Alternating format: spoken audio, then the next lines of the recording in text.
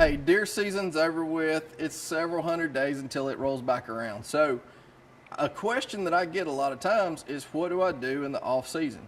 Well, really, me personally, I try to shoot as many tournaments as I possibly can. I love shooting on the tour, the IBOs, the ASAs. I even shoot the Buckmaster stuff. Travel all over the country doing it. So my advice simply would be, coming from that background, go shoot as much 3D targets as you can, because that's going to give you the most realistic practice for when it's fall time, man, and you're up in a tree stand and trying to get it done.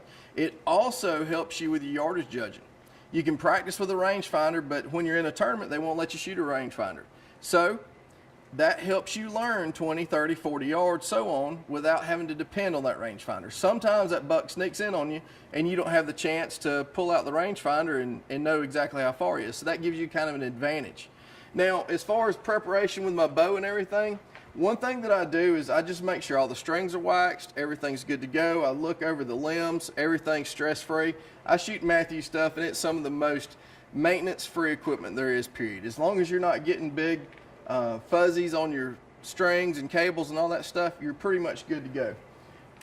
Depending on what type of broadhead you shoot, if you're shooting the wasp stuff, which I really hope you are, watching wasparchery.com, if you're shooting one of the expandables like the Jack camera or the Z-Force, man, I'm talking about, I really suggest you get out and practice, but these are guaranteed to fly just like your fill points. These broadheads fly just incredibly well. Match them with your fill point weight. I shoot a 100 grain broadhead, like a 100 grain Z-Force. Practice with a 100 grain fill point. And then also, going one step farther than that, is a lot of people depend on mechanicals because of the accuracy and the flight characteristics.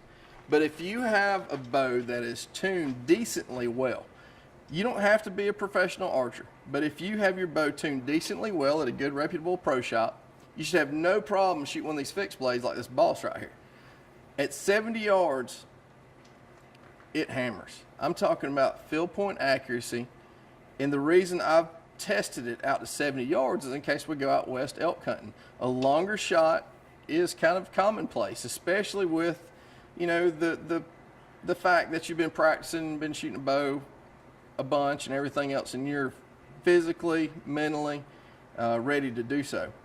So that's kind of what I go over and what I suggest as far as an off-season practice routine. Get out there, shoot as much 3D target stuff as you can. That's going to help you on your yardage judging. It's going to help you on your shot placement. Hey, you'll be ready to go come fall time, man.